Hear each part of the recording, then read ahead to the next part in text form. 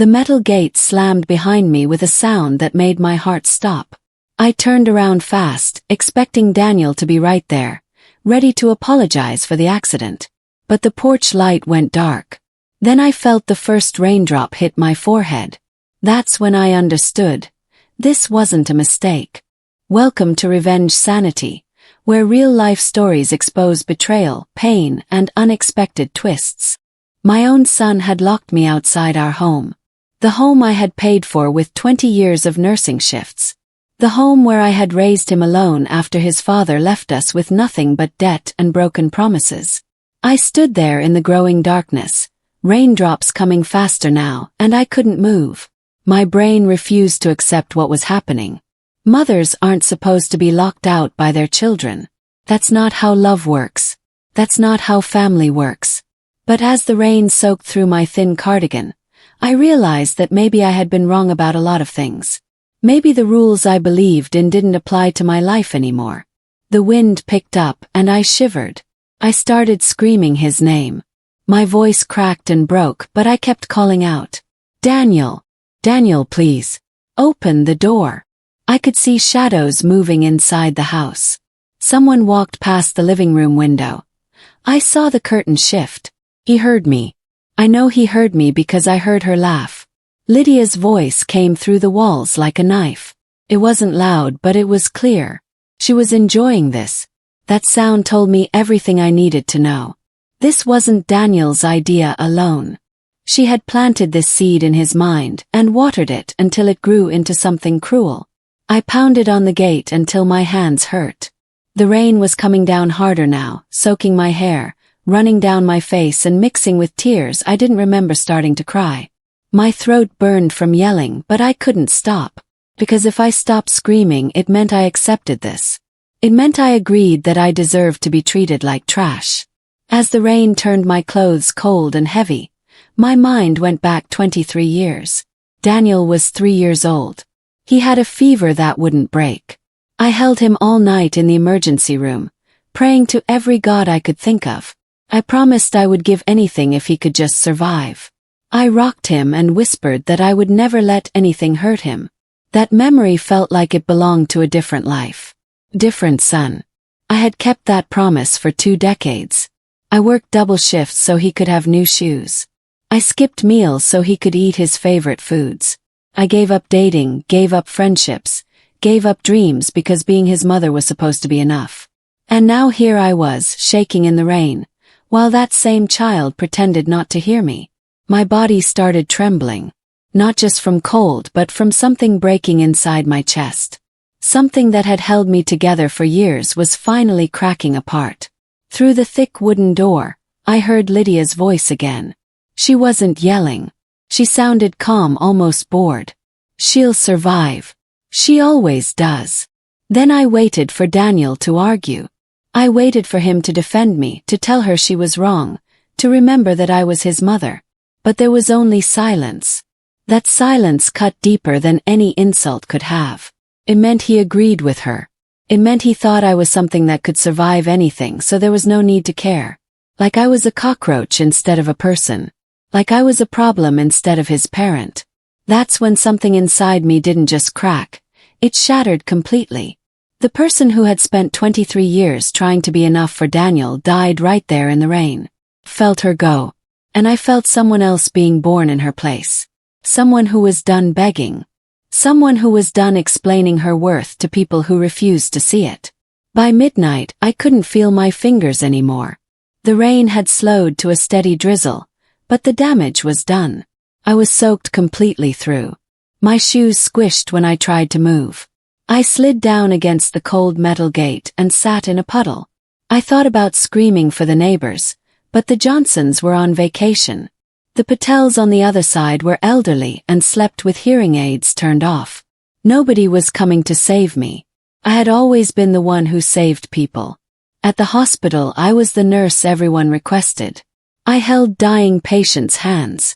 I stayed late to comfort worried families. I donated to every fundraiser. I volunteered at the shelter.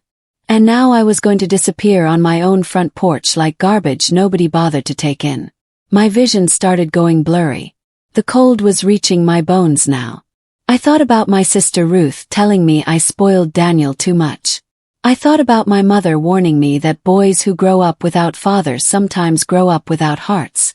Then everything went black. I woke up when dawn light hit my face.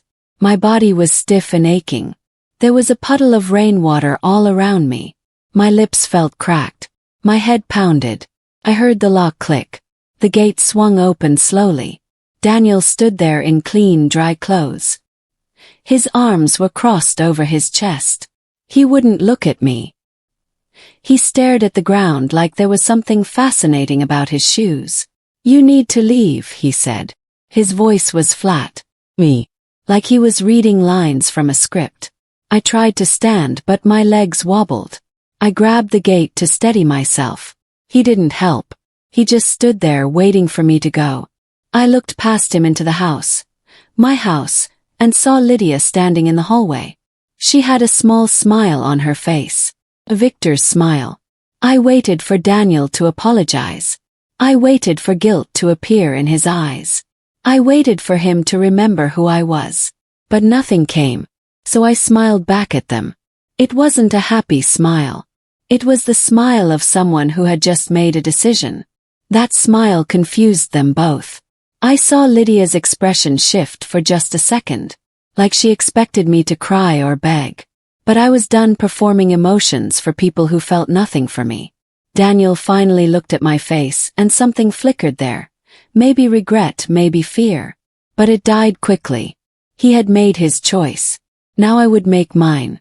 I turned away from the open gate and walked toward my car parked on the street. Every step hurt. My wet clothes stuck to my skin. My shoes left watermarks on the sidewalk. But I walked with my back straight. I didn't look back. Behind me, I heard Lydia say something to Daniel, but I couldn't hear the words. Then I heard the door close. The lock clicked again. She was locking the door now that I was outside. She thought she was locking me out. But really, she was locking herself in. With a man who could abandon his own mother. She would learn what that meant eventually. I drove to my sister's house with shaking hands. Ruth opened the door and gasped when she saw me. "What happened to you?" I couldn't answer. My throat closed up. She pulled me inside and wrapped me in blankets. She made hot tea. She didn't ask questions until I stopped shivering. Then I told her everything. Her face went from shock to rage. "We're calling the police," she said immediately. But I shook my head. "We're going to the house right now and getting your things," she insisted. But I shook my head again. Ruth didn't understand. She wanted me to fight back the way the world expected. She wanted me to expose them on social media. She wanted me to shame them publicly. She wanted revenge that looked like revenge. "I'll handle this my way," I said quietly. My voice didn't sound like mine anymore. It sounded colder, firmer, more dangerous. Ruth stared at me for a long moment. Then she nodded slowly. She didn't know what my way meant. Honestly, I didn't know yet either. But I knew it wouldn't be loud. It would be something else. Something they wouldn't see coming. I stayed with Ruth for 3 days. I slept 16 hours the first day. My body was recovering from hypothermia, though I refused to go to the hospital. I didn't want the questions. I didn't want the pity. On the 4th day, I started unpacking the small bag I had brought. Inside, underneath my extra clothes, I found something I had forgotten about. Old brass keys on a faded blue keychain. They were the keys to the community clinic where I had worked for 15 years before it shut down due to lack of funding. The building had been sitting empty for 2 years. I held those keys in my palm and felt their weight. An idea started forming in my mind. It was small at first, just a whisper. But the more I thought about it, the louder it became. I looked at myself in Ruth's bathroom mirror. My face looked older. My eyes looked harder. But my hands were steady. I had spent my whole life caring for other people. Maybe it was time to do that again. But this time on my terms. For people who actually needed me.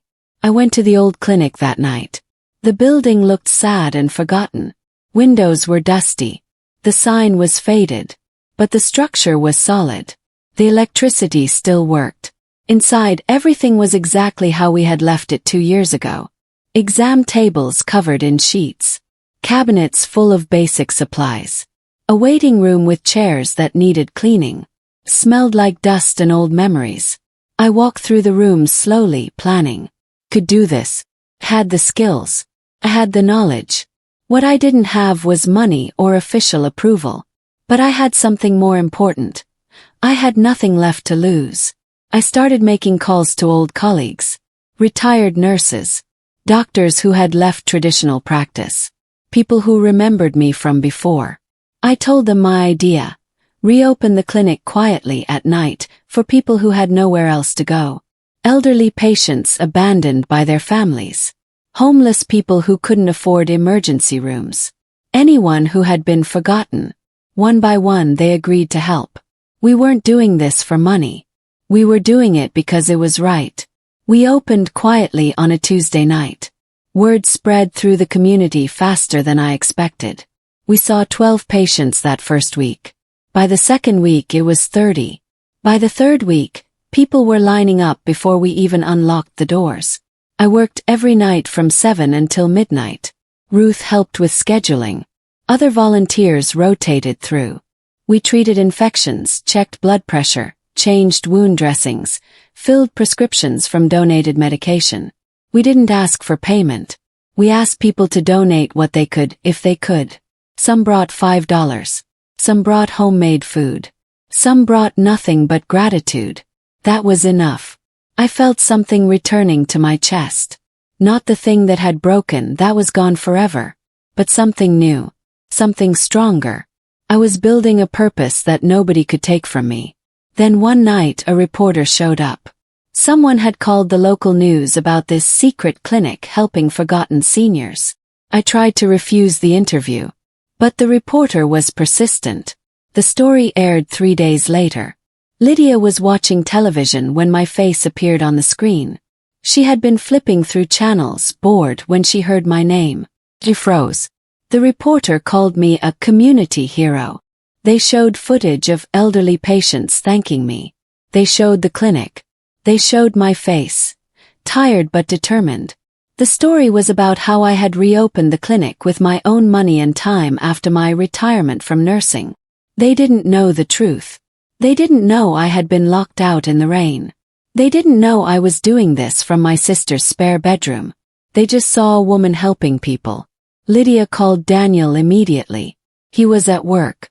"Your mother is on the news," she said, her voice tight. Daniel felt something cold settle in his stomach. He pulled up the story on his phone. There I was. Looking nothing like the broken woman he had ordered to leave. Looking like someone who had moved on without him. For the first time since that rainy night, Daniel felt afraid. Not of me. Of what I might become. The story went viral online. Local churches shared it. Community groups posted about it. Within a week, I had been invited to speak at 3 different events. Donations started coming in. Small amounts at first, then larger checks from local businesses. A church offered to sponsor the clinic officially. They wanted to partner with me. Accepted. We moved to a bigger location. I hired 2 full-time nurses. I set up proper scheduling. The clinic went from a secret night operation to a legitimate community resource. They asked me to do a live radio interview. I agreed. The host asked me questions about my inspiration, my background, my family. Then she asked, "Did your family support you in this journey?" Pause. The silence stretched on air. I could have lied. I could have been polite. But I was done protecting people who had hurt me. "I support myself now," I said clearly. The host moved on, but that quote was what people remembered. It was shared thousands of times online. Daniel heard it from the back of the clinic parking lot, sitting in his car. He had come to see for himself. He left before the interview ended. Donations grew larger. We hired more staff. We expanded our hours. A foundation reached out about funding us permanently. Local politicians wanted photos with me. The mayor gave me a community service award. I accepted everything with the same calm smile I had given Daniel that morning. People started calling me Mother Joan. My real name finally being used with respect. I was featured in the newspaper. The hospital where I used to work sent a congratulations card, probably embarrassed they had let me go during budget cuts. My phone buzzed constantly with interview requests. I did most of them. Not because I wanted fame but because it brought attention to the clinic. Every story meant more donations, more resources, more people helped. I built something real. Something that couldn't be taken from me by a locked gate. Something that proved my worth without me having to beg anyone to see it. And through it all, I never mentioned Daniel once. I didn't need to. My success was louder than any complaint could have been. Then fate made its move. Lydia's mother collapsed at a grocery store. Heart problems. She needed immediate care and long-term monitoring. But Lydia's parents had no insurance. They had been living off savings that had run out. The hospital stabilized her mother but said she needed somewhere to go for recovery. Somewhere with medical supervision. Somewhere affordable. The social worker went through the list of options. Everything was either too expensive or had months-long waiting lists. Then she mentioned our clinic. There's a new community health center that specializes in exactly this kind of care, the social worker said. Lydia felt her stomach drop when she heard the address. She knew that address. She had seen it on the news. Who runs it? She asked, though she already knew. A wonderful woman named Joan, the social worker smiled. Lydia went pale. She called Daniel immediately. He was silent for a long time. We don't have a choice, he finally said. His voice sounded hollow. We have to ask her. Neither of them slept that night. Daniel came to the clinic at closing time. I was finishing paperwork when the receptionist told me someone was asking for me. I looked up and saw him standing in the doorway. He looked smaller than I remembered. His shoulders were hunched. His eyes were red. He didn't look like the man who had told me to leave. He looked like a boy who had made a terrible mistake. Can we talk? He asked quietly. I studied him for a moment. Then I nodded toward my office. He followed me inside and closed the door. Please, he started, his voice already shaking. Lydia's mother needs help. We don't have anywhere else to go. I know I don't deserve to ask. I know what I did. But I'm begging you, please help her. I sat down at my desk. I folded my hands. I looked at my son, really looked at him, for the first time in months. He was terrified. Not of me. Of needing me. Of being powerless. Of being locked outside while someone else controlled the door. Sit down, I said calmly. That calm scared him more than anger would have. He sat. I'll help, I said. Daniel's face flooded with relief. But I wasn't finished. Not because you apologized. Not because you deserve it. I'll help because that's who I am. But you need to understand something. I leaned forward. Your apology won't change what happened. Your gratitude won't erase that night. I will help Lydia's mother because she's a patient who needs care. Not because she's connected to you. Daniel opened his mouth to respond, but I held up my hand. You and Lydia will follow our clinic rules. You'll attend family meetings. You'll be respectful to staff. If you cause problems, you'll be asked to leave. He nodded frantically. Yes, course. Anything. I pulled out admission paperwork. Have Lydia bring her mother tomorrow at 10. We'll get her set up. Daniel stood, looking like he wanted to say more. To explain. To apologize properly. But I had already turned back to my computer. After a moment he left.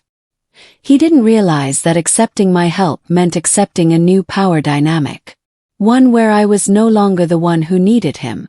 He needed me. And that changed everything. Lydia's mother moved into our extended care wing. She was a sweet woman named Barbara who had no idea what her daughter had done to me. I treated her with kindness and professionalism. The nurses reported to me. I supervised her medication. I checked on her progress.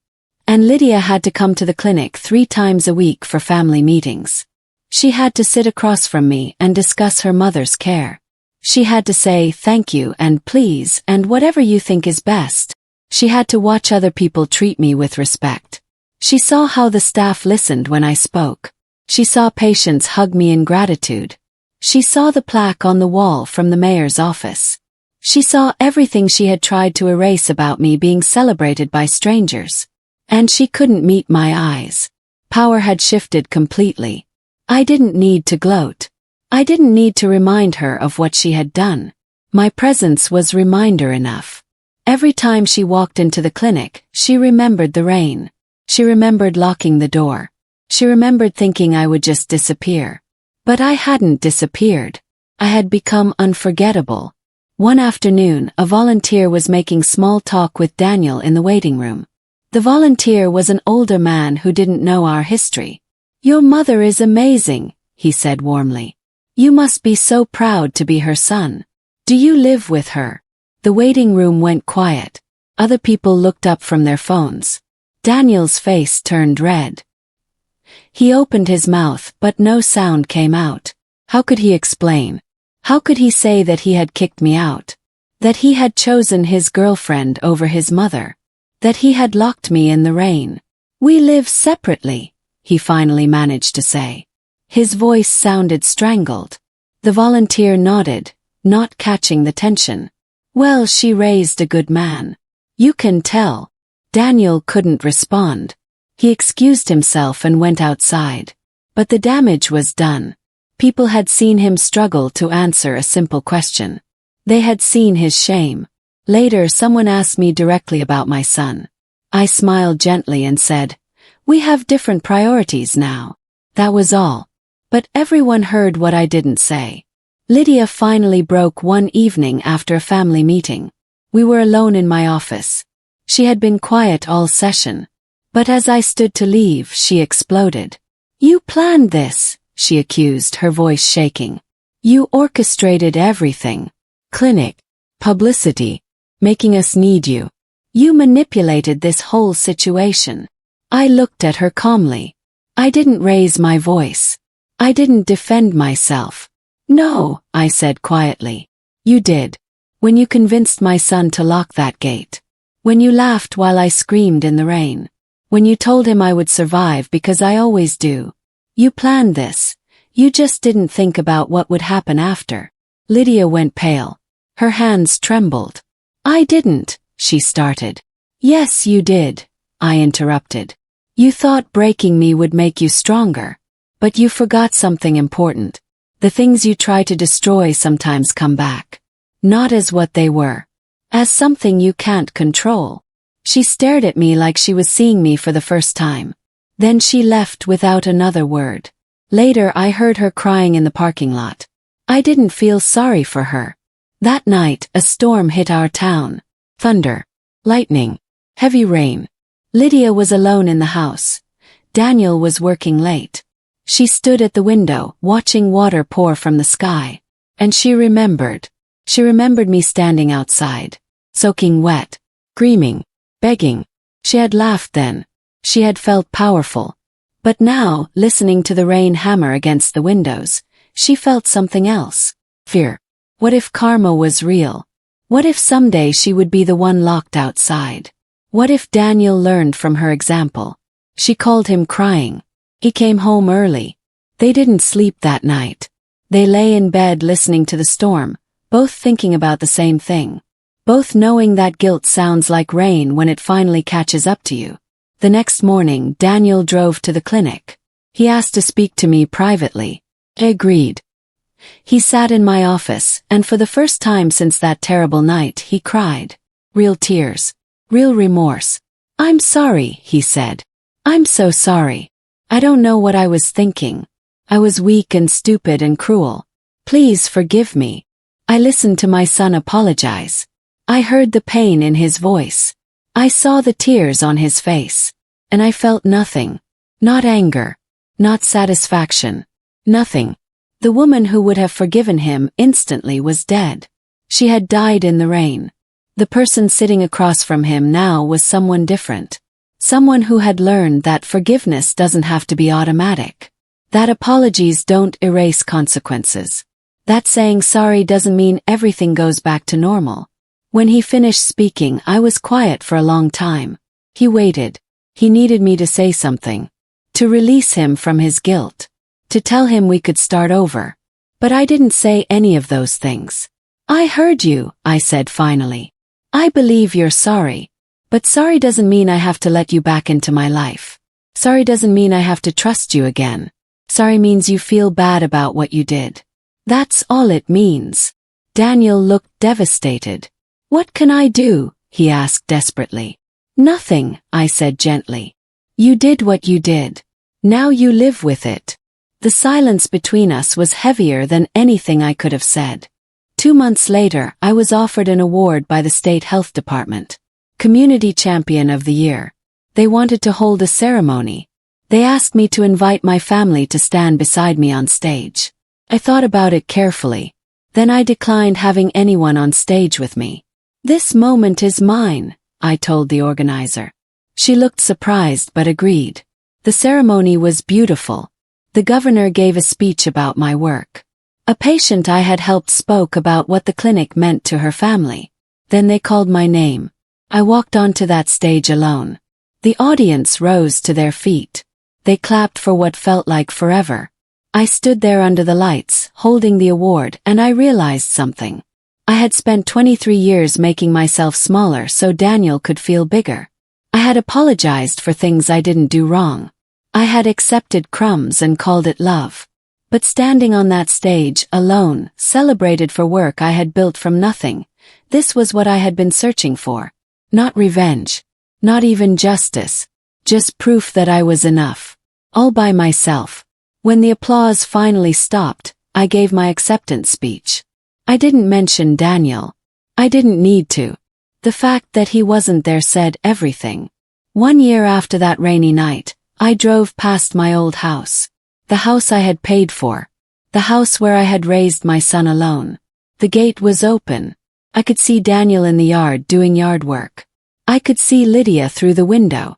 I pulled over and sat there for a moment, looking at the place that used to be my home. Then Daniel noticed my car. He stopped what he was doing. He walked toward the gate slowly. We looked at each other across the distance. He raised his hand slightly, like he wasn't sure if he should wave. Got out of my car. I walked up to the edge of their property. The gate was wide open now. An invitation. An apology without words. But I didn't step through it. I don't live where I'm tolerated, I said clearly. I live where I'm celebrated. Daniel's face crumbled. Mom, he started. But I was already walking back to my car. I had come for closure, not reconciliation. I had come to see the place one last time and realize it held nothing I needed anymore. I drove away without looking back. That house was his problem now. I had built myself a better life. People always ask me how I got my revenge. They want to know what terrible thing I did to punish my son. They expect a dramatic story of destruction. But here's what shocked everyone. I didn't destroy Daniel. I outgrew him. I didn't ruin his life. Built my own. I didn't make him suffer. I simply stopped making myself small. I took the coldness from that rainy night and turned it into fuel. I built warmth where I had been left in the cold. I became unforgettable to a world that watched him forget me. And that was the punishment no one expected. Because the cruelest thing you can do to someone who threw you away is become something they wish they had kept. Daniel has to live knowing his mother became a community hero without him. Lydia has to live knowing she locked out someone valuable. And I get to live knowing I don't need their approval anymore. That's not revenge. That's evolution. And honestly, feels better than forgiveness ever could. Because I didn't just survive that night in the rain. I bloomed from it. And they have to watch. If you were in my place, what would you have done? Share your thoughts in the comments, and if you have a story to tell, you're not alone here.